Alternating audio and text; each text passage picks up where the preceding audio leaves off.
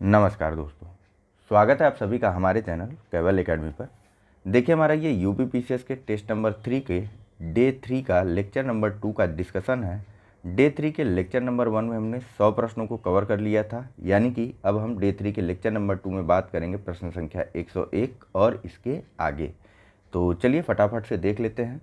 उसके पहले दो बातें हैं। पहली बात तो ये कि थोड़ा सा वॉल्यूम जो है वह आप बढ़ा लीजिए, इससे आपको कंसंट्रेशन में आसानी होगी। और दूसरी बात यह है कि कुछ लोगों का कहना है कि नोटिफिकेशन नहीं मिल रहा है। तो भैया मेरे सिर्फ सब्सक्राइब करने से नोटिफिकेशन नहीं मिलेगा, आपको यहाँ पर जो बेल आइकन दिया है इसको भी दबाना होगा और यहाँ पर लिखा होगा ऑल नोटिफिकेशन, इसको सिलेक्ट कर लो तो नोटिफिकेशन जो है वह बराबर आपको मिलती रहेगी। चलिए शुरुआत कर लेते हैं। पूछा जा रहा है कि निम्नलिखित पर विचार करें। पहला, इंडियन लीग। दूसरा, ईस्ट इंडिया एसोसिएशन। तीसरा, पूना सार्वजनिक सभा। और चौथा, बॉम्बे प्रेसिडेंसी एसोसिएशन। आपको इन संगठनों को उनकी स्थापना के सही कालक्रम के अनुसार व्यवस्थित करना है। ए है 2143, बी 3214, सी 2314 या डी 4321। चलिए, इसका जो सही आंसर है वह है option number C 2341। Indian league की नहीं, पहले बात करते हैं ईस्ट इंडिया एसोसिएशन की। देखिए, ईस्ट इंडिया एसोसिएशन की स्थापना की गई थी वर्ष 1866 में दादा भाई नौरोजी के द्वारा लंदन में। ठीक है, कहाँ पर ईस्ट इंडिया एसोसिएशन की स्थापना कहाँ पर की गई थी नौरोजी जी के द्वारा? तो यह की गई थी लंदन में। भारत में जो है ईस्ट इंडिया एसोसिएशन का पहला कार्यालय या पहली शाखा खोली गई थी वर्ष 1869 में। बात करते हैं दूसरे नंबर की संस्था यानी कि तीसरे वाले ऑप्शन की या फिर पूना सार्वजनिक सभा की। देखिए, पूना सार्वजनिक सभा की स्थापना बम्बई में वर्ष 1867 में की गई थी। किसके द्वारा? तो एमजी रानाडे, महादेव गोविंद रानाडे और जीवी जोशी या फिर गणेश वासुदेव जोशी के द्वारा। बात करते हैं अगले यानी कि पहले वाले ऑप्शन की। तो देखिए, इंडियन लीग की स्थापना कलकत्ता में शिशिर कुमार घोष के द्वारा वर्ष 1875 में की गई थी। किसके द्वारा?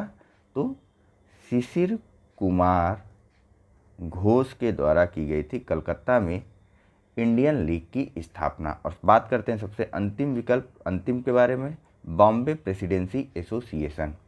इसकी स्थापना बम्बई में वर्ष 1885 में की गई थी। फिरोज शाह मेहता, एक नाम नहीं है, ठीक है, फिरोज शाह मेहता, ये एक नाम है, फिरोज शाह मेहता और बदरुद्दीन तैयब जी और साथ ही साथ केटी तेलंग, इन तीनों के द्वारा मिल करके, केटी तेलंग, इन तीनों के द्वारा मिल करके बॉम्बे प्रेसिडेंसी एसोसिएशन की स्थापना वर्ष 1885 में बम्बई में किया गया था। ठीक है, चलिए बात करते हैं अगले प्रश्न की। यहाँ पूछा जा रहा है कि गुटेनबर्ग असंबद्धता, गुटेनबर्ग डिसकंटिन्यूटी पाई जाती है ए मेंटल एवं आंतरिक कोर के बीच, बी मेंटल एवं बाह्य कोर के बीच, सी आंतरिक कोर एवं बाह्य कोर के बीच या डी क्रस्ट एवं मेंटल के बीच। चलिए, इसका जो सही आंसर है वह है ऑप्शन नंबर बी। गुटेनबर्ग असंबद्धता जो है यह बाह्य कोर और मेंटल के बीच पाई जाती है। आपको जो है पिछले जो ज्योग्राफी वाला जो टेस्ट सीरीज था उसमें बताया गया था धरती का पूरा स्ट्रक्चर, आंतरिक संरचना बताई गई थी पृथ्वी की, ऐसे समझ लीजिए। ठीक है, इसमें आपको बताया गया था कि पृथ्वी का सबसे ऊपरी भाग जो होता है वह क्रस्ट होता है या उसको भूपर्पटी बोला जाता है। उसके बाद इसमें आता है स्थान मेंटल का, मेंटल के बाद बाह्य कोर आता है। ठीक है, मेंटल भी ऊपरी और निचला मेंटल दो भागों में बटा होता है, कोर भी बाह्य कोर और आंतरिक कोर में बटा होता है। ठीक है, ज़्यादा एक ही कलर से सब कुछ मिक्स हो गया ना, फिर से बना देता हूँ।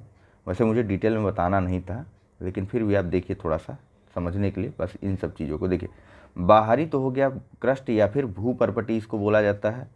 उसके बाद स्थान आता है मेंटल का, मेंटल के बाद स्थान आता है किसका? कोर का, कोर का। मेंटल भी दो भागों में बटा होता है, इसको बाह्य कोर और बाह्य मेंटल, ऊपरी मेंटल और निचला मेंटल बोलते हैं। अरे यार पूरा हट गया, मेंटल भी दो भागों में बटा होता है, एक को ऊपरी मेंटल बोलते हैं और एक को निचला मेंटल बोलते हैं। और कोर भी दो भागों में बटा होता है, एक को बोलते हैं बाह्य कोर और एक को बोलते हैं आंतरिक कोर।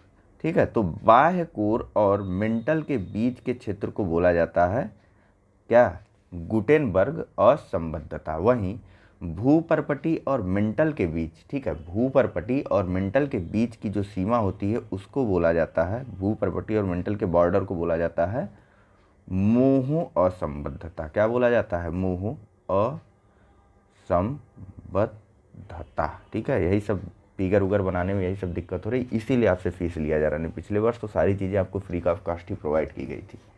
तो थोड़ा थोड़ा सहयोग कीजिए जिससे कि जल्द से जल्द सारी चीज़ों को मेंटेन कर लिया जाए। बाकी मर्जी आप सबकी है। हाँ, यहाँ हम बात कर रहे थे मोह असंबद्धता की। देखिए, भूपर्पटी और मेंटल के बीच जो सीमा बनाता है, जो सीमा क्षेत्र होता है, उसको मोह असंबद्धता या फिर मोहोरोविसिक, क्या? मोहोरोविसिक असंबद्धता बोलते हैं। ठीक है, या डिसकंटिन्यूटी बोलते हैं। क्यों बोलते हैं ऐसा? तो देखिए, मोह असंबद्धता या फिर मोहोरोविसिक असंबद्धता पे जो तरंगे होती हैं एस और पी, इनकी गति जो है वह अचानक से काफ़ी ज़्यादा बढ़ जाती है। ठीक है, प्लस लिख दूँ, काफ़ी ज़्यादा बढ़ जाती है। वहीं गुटेनबर्ग असंबद्धता पे क्या होता है? तो गुटेनबर्ग असंबद्धता जो कि मेंटल और बाह्य कोर के बीच में होता है, वहाँ पर एस तरंगे जो है वह लुप्त हो जाती हैं और पी तरंगों की गति जो है वह धीमी हो जाती है, यानी कि माइनस में हो जाती है। प्लस वाले में से माइनस, ऐसा नहीं कि माइनस स्पीड से गति कर रही, गति माइनस में नहीं होती है। ठीक है, चलिए बात करते हैं अगले प्रश्न की। यहाँ पूछा जा रहा है कि हुमायूं तथा अफगानों के मध्य लड़े गए निम्नलिखित युद्धों का सही क्रम कूट के माध्यम से चयन कीजिए। पहला चौसा का युद्ध, दूसरा कन्नौज का युद्ध, तीसरा दौराह का युद्ध, इसे दोहरिया भी बोलते हैं। ठीक है, कूट है ए पहला दूसरा तीसरा, बी दूसरा पहला तीसरा, सी तीसरा दूसरा पहला, या फिर डी तीसरा पहला और दूसरा। चलिए, इसका जो सही आंसर है वह है ऑप्शन नंबर डी। ठीक है, हुमायूं और शेर शाह सूरी, या यूँ कहें कि शेर खां के बीच 3 युद्ध लड़े गए, चौसा, कन्नौज और बताइए दौराह या फिर दोहरिया का युद्ध। ठीक है, दोहरिया का युद्ध इसको बोलते हैं। देखिए, दोहरिया का युद्ध जो है यह हुआ था महमूद लोदी और हुमायूं के मध्य, महमूद लोदी और हुमायूं के मध्य। कब? तो 1532 ईस्वी में। ठीक है, इस युद्ध में जो है हुमायूं विजेता हुआ था। इसके बाद यह आगे बढ़ करके शेर खां के किले यानी कि चुनार के किले पर घेरा डाल के बैठ जाता है। ठीक है, बाद में इनके बीच समझौता भी हुआ था और शेर खां ने अपने बेटे को जो है इनकी सेना में शामिल करने को मंजूरी दे दी थी कुछ सैनिकों के साथ। नेक्स्ट वहाँ पर हम लोग देखेंगे जो प्रीलिम प्रैक्टिस सीरीज अभी शुरू करना था, लेकिन थोड़ा सा काम पड़ गया था, इस वजह से शुरू नहीं कर पाया हूँ मैं, जल्दी ही उसे कंटिन्यू कर दूंगा।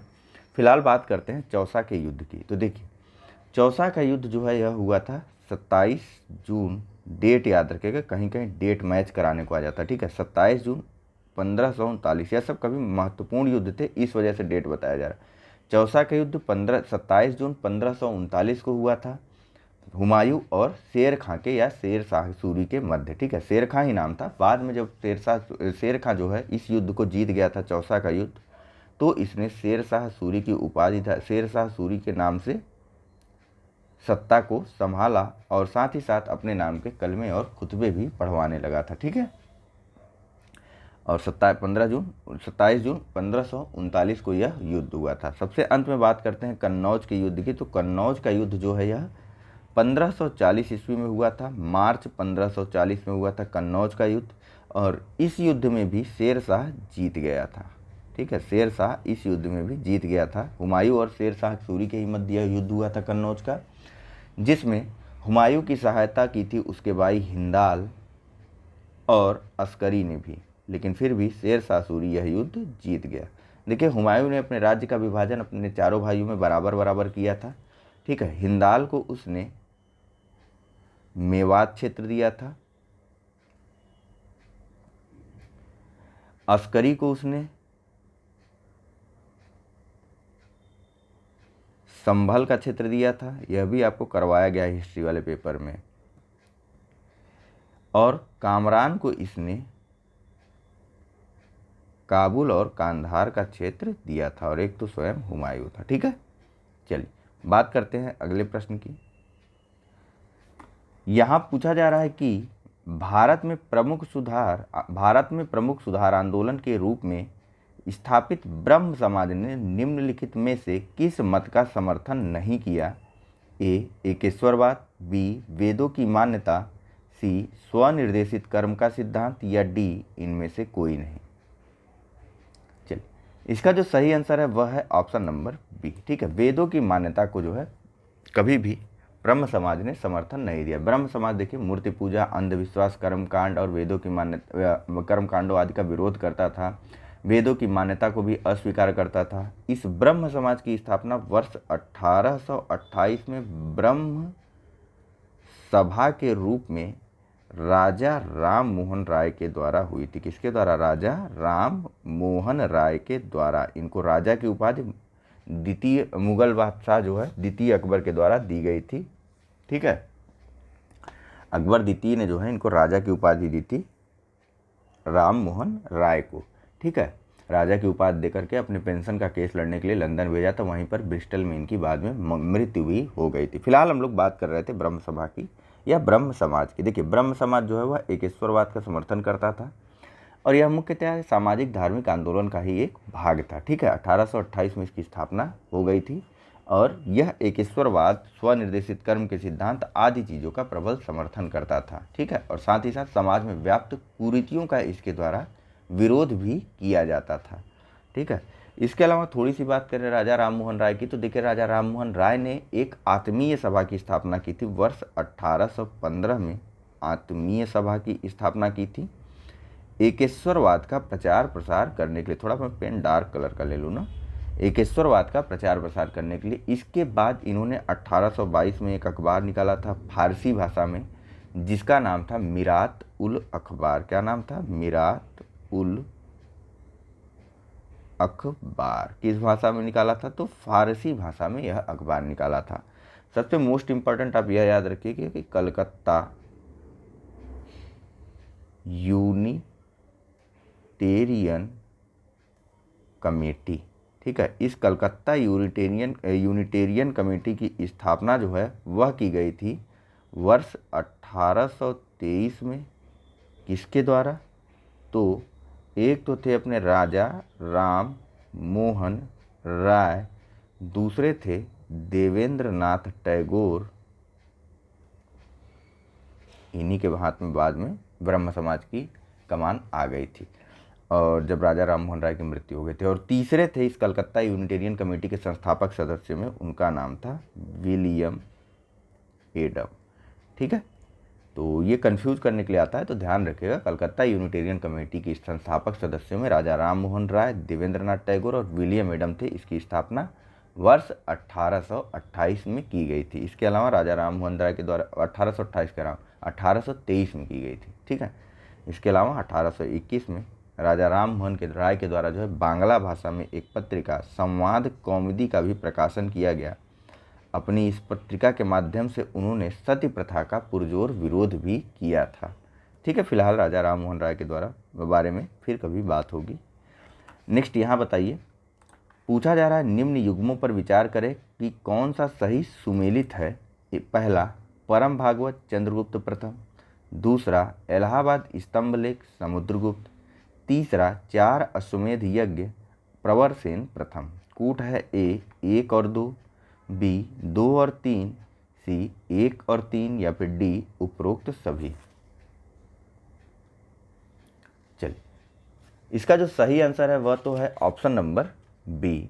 पहला ऑप्शन जो है वह गलत है। परम भागवत की उपाधि जो है चंद्रगुप्त द्वितीय के द्वारा धारित की गई थी, न कि चंद्रगुप्त प्रथम के द्वारा।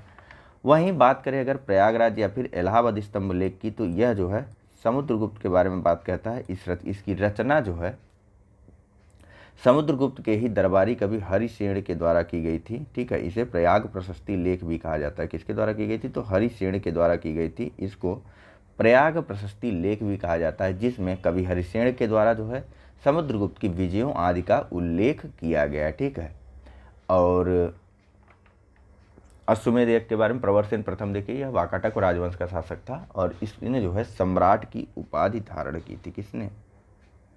प्रवरसेन प्रथम ने। ठीक है, चलिए बात करते हैं अगले प्रश्न की। पूछा जा रहा है कि निम्नलिखित युग्मों पर विचार कीजिए और बताइए कि कौन सा सही सुमेलित नहीं है। एक तरफ प्रावधान है और दूसरी तरफ अनुच्छेद है। ऑप्शन ए है कि बच्चों के लिए मुफ्त शिक्षा एवं अनिवार्य शिक्षा 45। बी, राष्ट्रपति के अध्यादेश जारी करने की शक्ति आर्टिकल 123। सी, कार्य करने हेतु सही और मानवीय स्थिति आर्टिकल 42। डी, कार्य करने का अधिकार आर्टिकल 43। तो बताइए कौन सा सही सुमेलित नहीं है। चलिए, इसका जो सही आंसर है वह है ऑप्शन नंबर डी, कार्य करने का अधिकार। देखिए यह अनुच्छेद 41 में है, न कि कुछ दशाओं में काम करने का अधिकार की बात करता है। ये नहीं कि आपको काम करने का अधिकार में कुछ कंडीशंस हैं, उनके आधार पर काम करने का अधिकार दिया जाता है। आर्टिकल 41 के तहत, इसी के तहत मनरेगा आदि जैसी कार्यक्रम चलाए जाते हैं सरकार के द्वारा। वहीं बात करें अगर आर्टिकल नंबर 43 की, तो इसमें काम करने की दशाओं की बात की गई। ठीक है, निर्वाह मजदूरी की बात की गई, मतलब न्यूनतम मजदूरी कितनी होनी चाहिए इस बारे में बात की गई। गांवों में कुटीर उद्योग आदि की लगाने की बात करता है आर्टिकल 43, कुटीर उद्योग लगाने की बात करता है आर्टिकल 43। वहीं काम की दशाएं कैसी होंगी, अवकाश की स्थितियां क्या होंगी, इस बारे में भी आर्टिकल 43 कहता है। ठीक है, आर्टिकल 43(1) में क्या बताया गया है, ज़रा आप कमेंट करके बताइए। तो नेक्स्ट, निम्नलिखित कथनों पर विचार कीजिए तथा दिए गए कूट की सहायता से सही उत्तर बताएं। कथन है ए, संसद के लिए राष्ट्रपति का अभिभाषण केंद्रीय मंत्रिमंडल तैयार करता है। और कारण आर है कि वास्तविक कार्यपालिका शक्ति केंद्रीय मंत्रिमंडल में निहित होती है। कूट है ए तथा आर दोनों सही है तथा आर ए की सही व्याख्या करता है। बी, ए तथा आर दोनों सही हैं तथा आर ए की सही व्याख्या नहीं करता है।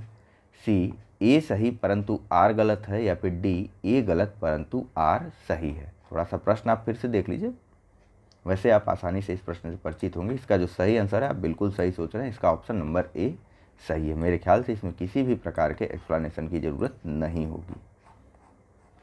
नेक्स्ट, अगर ज़रूरत होगी तो आप कमेंट करके बताइएगा और दूसरे लोग उसी में उसको समझाइएगा रिप्लाई में। ठीक है, देश में सेबी द्वारा सर्वप्रथम म्यूचुअल फंड रेगुलेटरी को कब पारित किया गया था।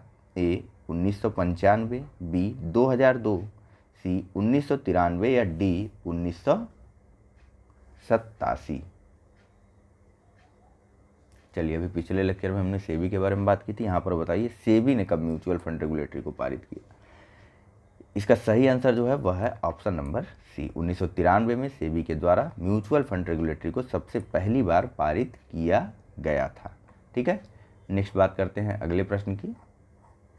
यहाँ पूछा जा रहा है कि निम्नलिखित में से कौन सा एक यूनिवर्सल बेसिक इनकम का नकारात्मक प्रभाव हो सकता है। ए, गरीबी में वृद्धि। बी, वित्तीय समावेशन में सुधार। सी, प्रशासनिक भार में वृद्धि। या फिर डी, बाजार जोखिमों का उत्पन्न होना। चलिए, इसका जो सही आंसर है वह है ऑप्शन नंबर डी। देखिए, सभी को अगर एक निश्चित राशि मिलेगी तो उनकी डिमांड बढ़ने लगेगी, तो जो मांग और आपूर्ति की जो श्रृंखला है, यानी कि जो डिमांड एंड सप्लाई की जो चेन है पूरी की पूरी, वह टूट जाएगी। क्योंकि लोगों के पास जब पैसा आ जाएगा या फिर मार्केट में जब पैसे की अधिकता या फिर मुद्रा आपूर्ति में वृद्धि हो जाएगी, तब मांग में वृद्धि हो जाएगी। अब मांग में वृद्धि हो जाएगी तो आपूर्ति उस हिसाब से पूरी नहीं की जा पाएगी और यह चेन टूट जाएगी डिमांड एंड सप्लाई की। यह एक नकारात्मक प्रभाव है यूनिवर्सल बेसिक इनकम का। ठीक है, जिससे मांग आपूर्ति में संतुलन उत्पन्न हो जाता है और बाजार में जोखिम उत्पन्न हो जाएगा इस कारण। ठीक है, नेक्स्ट, सैन्य बलों या अर्धसैन्य बलों के मूल अधिकारों पर प्रतिबंध लगाने का अधिकार प्राप्त है। ए, राष्ट्रपति को। बी, उच्चतम न्यायालय को। सी, उच्च या फिर उच्चतम न्यायालय को। या फिर डी, संसद को। चलिए, इसका जो सही आंसर है वह है ऑप्शन नंबर डी। और इसके लिए आप जाइए आर्टिकल नंबर जो छोड़ देते हैं आप लोग हमेशा 34 को देखिए आप लोग। ठीक है, वहाँ पर स्पष्टतया बताया गया है कि सैन्य बलों एवं अर्धसैन्य बलों के मूल अधिकारों से जो भी संबंधित प्रावधान है वह संसद द्वारा विधि पारित करके बनाए जा सकते हैं। ठीक है। नेक्स्ट, पारिस्थितिकी तंत्र के अजैविक व जैविक घटकों के मध्य संबंध को कहते हैं relation between biotic and abiotic components. बताइए उनको क्या कहते हैं। ए हेलियोपिक्टस, बी होलोकोइनोसिस, सी हेट्रोट्रॉप्स या फिर डी सोलोरिलेशन। सोलोरिलेशन।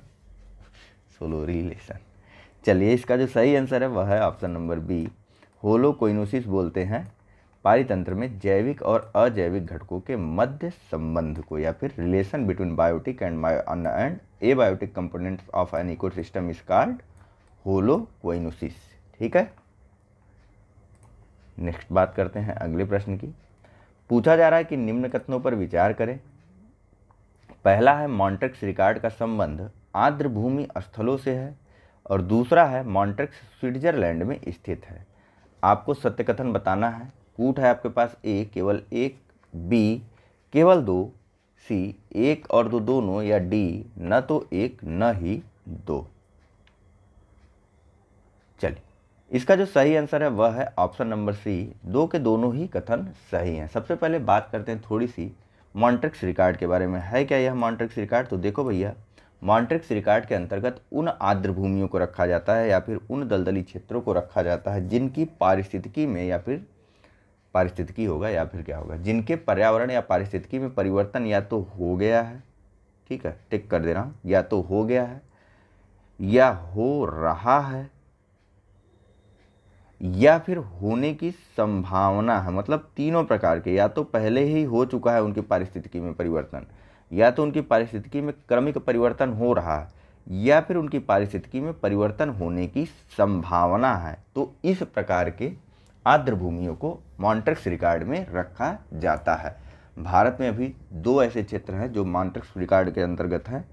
उनमें एक है तो एक का नाम तो है केवलादेव राष्ट्रीय उद्यान, जो कि है आपका राजस्थान में, और दूसरा है लोकटक झील, जो कि कहाँ पर है, लोकटक झील, जो कि है आपका मणिपुर में। ठीक है, मणिपुर में। इसके पहले उड़ीसा की चिल्का झील भी इसमें शामिल थी, जिसे बाद में जो है मॉन्ट्रेक्स रिकॉर्ड से हटा दिया गया था। ठीक है।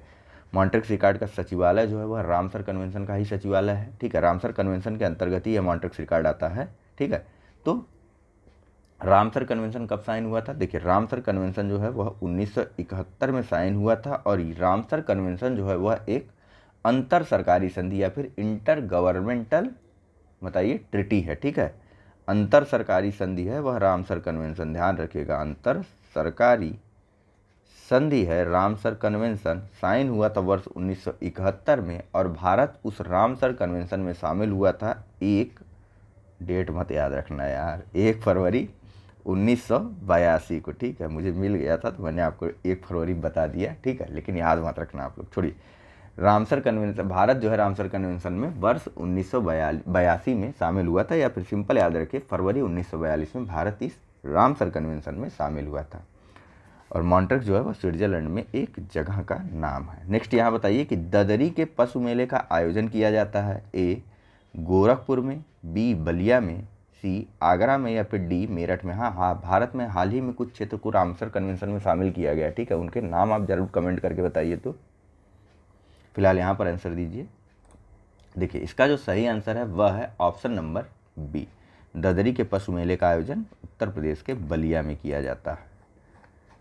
नेक्स्ट यहाँ बताइए, निम्नलिखित भारतीय राज्यों में कौन कर्क रेखा के उत्तर में स्थित है? बढ़िया सा आपको रिकॉर्ड वो बताया था शॉर्ट फॉर्म की, क्या बताया था पहले ये देख लीजिए। ए महाराष्ट्र, बी ओडिशा, सी छत्तीसगढ़, या डी मेघालय। ठीक है, कौन कौन से राज्यों से कर्क रेखा गुजरती, यही तो पता होना चाहिए पहले। तो इसके लिए मैंने क्या बताया था कि chief justice parents teacher meeting में गरम हो गए, सिंपल। ठीक है, छत्तीसगढ़, झारखंड, पश्चिम बंगाल, त्रिपुरा, मिजोरम, गुजरात, राजस्थान, मध्य प्रदेश। ठीक है, तो भारत के कुल कितने राज्यों से गुजर रही? गुजरात, राजस्थान, मध्य प्रदेश, छत्तीसगढ़, झारखंड, पश्चिम बंगाल, त्रिपुरा और मिजोरम। कितने राज्य हुए कुल? 8। ठीक है, तो कुल 8 राज्यों से भारत में कर्क रेखा गुजरती है और फिलहाल इस प्रश्न का जो सही आंसर है वह है ऑप्शन नंबर डी, मेघालय जो है वह कर्क रेखा के उत्तर में है। ठीक है, मिजोरम और त्रिपुरा की स्थिति देखिए और मेघालय को देखिए। थोड़ा सा मैप आपको याद रहना चाहिए, आपके दिमाग में मैप जो है वह बसा रहना चाहिए। ठीक है, तो चलिए बात करते हैं अगले प्रश्न की। पूछा जा रहा है कि भारत की जनसंख्या स्थिरता को स्थिति प्राप्त करने के लिए प्रजनन दर होनी चाहिए। ऐसे पढ़िए, पूछा जा रहा है यहाँ पर कि state of population stability the fertility rate should be A 2.4, B 3.4 या फिर सी 2.1 या डी 2.8। बताइए भारत में जनसंख्या स्थिरता की स्थिति को प्राप्त करने के लिए फर्टिलिटी रेट या फिर प्रजनन दर कितनी होनी चाहिए। चलिए, इसका जो सही आंसर है वह है ऑप्शन नंबर ए, यानी कि 2.1। याद रखिएगा आप लोग, 2.1 जो है यह भारत का टारगेट है फर्टिलिटी रेट के लिए। फर्टिलिटी रेट होती क्या है कि एक महिला के कुल बच्चों के जन्म देने की क्षमता होती है, और दूसरी चीज़ क्षमता नहीं, जनन कितना दे सकती है यह होता है। और माना जाता है कि एक महिला अगर 2.1 बच्चे को जन्म देगी तो भारत जो है वह अपनी जनसंख्या की स्थिरता की अवस्था को प्राप्त कर लेगा।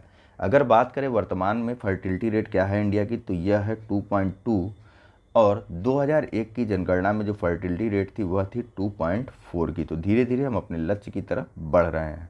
अब जनसंख्या स्थिरता की अवस्था क्या होती है, तो देखिए जितने लोग एक पॉपुलेशन, मान लीजिए कि यहाँ पर एक पूरा देश है, तो इतने लोगों की अगर मृत्यु हो रही तो इतने लोगों का जन्म हो रहा है, मतलब ये इन्हें रिप्लेस कर दे रहे हैं। तो यही होता है जनसंख्या स्थिरता का एकदम नॉन टेक्निकल भाषा में कॉन्सेप्ट। ठीक है, पूर्ववत अवस्था बनी रहे, जनसंख्या जितनी एग्जिट हो रही है उतनी एंट्री कर रही है। ठीक है, चलिए नेक्स्ट बात करते हैं। पूछा जा रहा है कि निम्नलिखित ग्रहों में से कौन सा एक आकार के अनुसार घटते क्रम में सबसे छोटा है। ए बृहस्पति, बी वरुण, सी पृथ्वी या डी शनि। चलिए, इसका जो आसान आंसर है ऑप्शन नंबर सी है। आपको इसमें एक्सप्लेनेशन की जरूरत भी नहीं पड़नी। देखिए बड़े से छोटे क्रम में याद करना हो तो बृहस्पति, शनि, अरुण, वरुण, पृथ्वी, शुक्र, मंगल। ठीक है, बुध तक मत जाइए, वो ड्वार्फ प्लेनेट बन गया है। ठीक है, बौना ग्रह। नेक्स्ट, निम्नलिखित में से कौन सी एक संस्था वैश्विक वित्तीय स्थिरता रिपोर्ट तैयार करती है, या फिर यहाँ पढ़ लिया करें जब भी रिपोर्ट है, ग्लोबल फाइनेंशियल स्टेबिलिटी रिपोर्ट कौन संस्था बनाती है या प्रिपेयर करती है। ए है IMF या फिर इंटरनेशनल मॉनेटरी फंड या अंतर्राष्ट्रीय मुद्रा कोष, बी अंकटाट, सी विश्व व्यापार संगठन या फिर WTO, अथवा डी नन ऑफ दीज या फिर इनमें से कोई नहीं। चलिए, इसका जो सही आंसर है वह है ऑप्शन नंबर ए। ठीक है, IMF जो है उसके द्वारा वैश्विक स्थिरता रिपोर्ट या फिर ग्लोबल फाइनेंशियल स्टेबिलिटी रिपोर्ट जारी की जाती है। वहीं पर भारतीय रिजर्व बैंक के द्वारा जो है वह फाइनेंशियल स्टेबिलिटी रिपोर्ट को जारी किया जाता है। ठीक है, IMF द्वारा वार्षिक स्तर पर ग्लोबल फाइनेंशियल स्टेबिलिटी रिपोर्ट को जारी किया जाता है।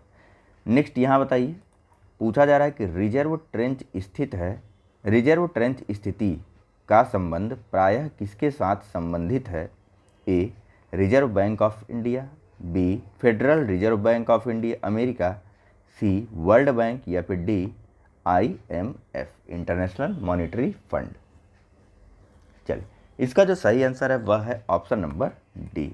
ठीक है, IMF में रिजर्व ट्रेंच पोजीशन का प्रयोग किया जाता है। ठीक है, होता क्या है रिजर्व ट्रेंच, देखिए आप यदि कोई भी सदस्य देश, मान लीजिए कि यह IMF है, तो अगर इसका भारत सदस्य बनता है, ठीक है, भारत अगर इसका सदस्य बनता है तो भारत को कुछ राशि जो है इसके पास जमा करवानी पड़ेगी, और भारत की यही राशि जो है उसका, मान लीजिए 10 रुपये जमा करवाया भारत ने, तो भारत की राशि जो 10 रुपया है वही उसका रिजर्व ट्रेंच होता है। ठीक है, अब भारत इस रुपए का कभी भी उपयोग कर सकता है, लेकिन अवस्था यह है कि वह आपातकाल की स्थिति में ही इस पैसे का प्रयोग करेगा। अब यहाँ पर आ गया एक शब्द पोजीशन। अब पोजीशन का क्या मतलब हुआ, तो जितना आपने वह दिया, जितना आपके द्वारा योगदान दिया गया उतना जो है आपका अधिकार होगा। ठीक है, IMF में वोटिंग वगैरह आदि चीज़ों के बारे में जितना भी आपने मत दिया उसके हिसाब से आपको अधिकार दिया जाएगा। इसी को बोला जाता है रिजर्व ट्रेंच पोजीशन। ठीक है। ठीक है। चलिए नेक्स्ट बात करते हैं अगले प्रश्न की। निम्न पर विचार करें। पहला, पंजाब का कूका विद्रोह। दूसरा, कृषि एवं वाणिज्य विभाग का गठन। तीसरा, भारतीय सांख्यिकी सर्वेक्षण का गठन। ठीक है, India establishment of statistical survey of India, establishment of agriculture and commerce department, और पहला है कूका रिवोल्ट। आपको बताना है कि उपर्युक्त घटनाओं का संबंध किस एक जनरल के कार्यकाल से है। A Lord Mayo, B Lord Lytton, C Lord Curzon या डी लॉर्ड रिपन। चलिए इसका जो सही आंसर है वह है ऑप्शन नंबर ए। ठीक है, मेयो का देखिए कार्यकाल था वर्ष 1869 से लेकर के 1872 तक का। ठीक है, याद रखिएगा मेयो का कार्यकाल 1869 से 1872 तक का था, और उसी में एसएसआई की स्थापना की गई वर्ष 1869 में। ठीक है, पहले अध्यक्ष बने थे डब्ल्यू हंटर, जो है इसके अध्यक्ष बने थे स्टैटिस्टिकल सर्वे ऑफ इंडिया के। उसके बाद जो है 1871 में जो है एग्रीकल्चर एंड कॉमर्स डिपार्टमेंट की स्थापना हुई थी, और पंजाब का कूका विद्रोह हुआ था 1800 बताइए कब, 72 में। ठीक है, आइए नेक्स्ट प्रश्न देखते हैं। पूछा जा रहा है कि निम्नलिखित देशों में से कौन सा एक बॉक्साइट के संचित भंडार में विश्व में प्रथम स्थान रखता है। A Australia, B Guinea, C Brazil या फिर डी चीन। थोड़ा सा मैं पानी पी लूं।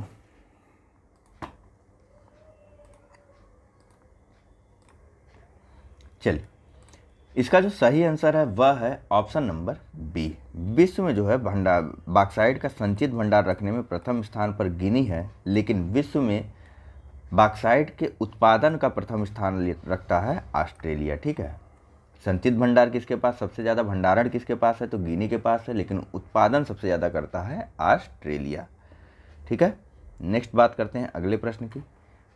पूछा जा रहा है कि विश्व में गेहूं की उच्चतम उत्पादकता वाला देश है। ए आयरलैंड, बी चीन, सी ऑस्ट्रेलिया या डी कनाडा।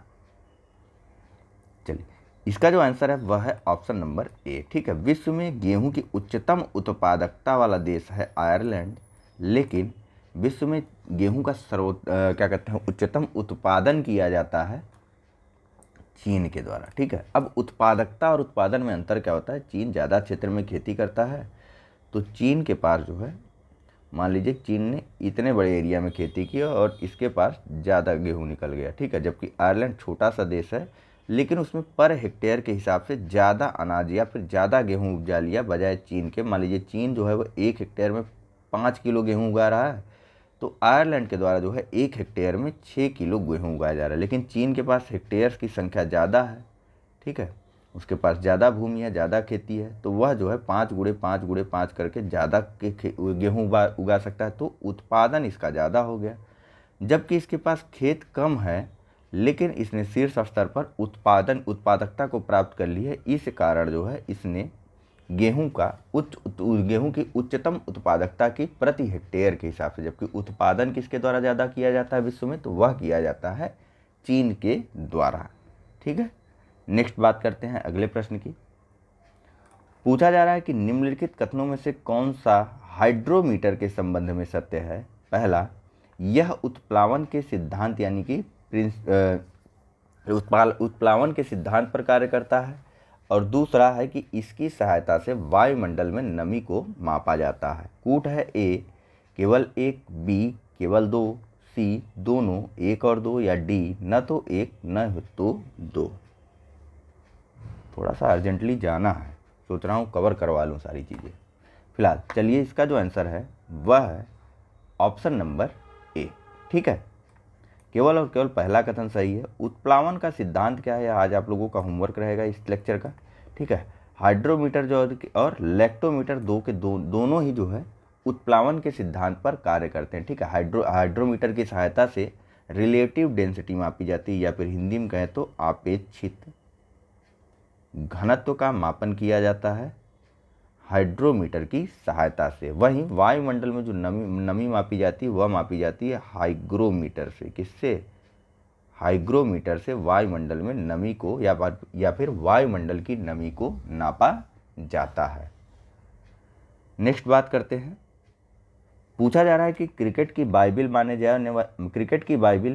जाने वाली विजटन पत्रिका द्वारा, देखिए यहीं पर एक प्रश्न आप ले लीजिएगा कि क्रिकेट की बाइबिल किस पत्रिका को कहा जाता है, तो विजटन पत्रिका को कहा जाता है। ठीक है, अब आगे देखिए, तो पत्रिका के द्वारा हाल ही में आईसीसी की ऑल टाइम सर्वश्रेष्ठ रैंकिंग के आधार पर सर्वश्रेष्ठ वनडे एकादश में शामिल एकमात्र भारतीय खिलाड़ी हैं। ए सुनील गावस्कर, बी कपिल देव, सी सचिन तेंदुलकर या फिर डी अनिल कुंबले।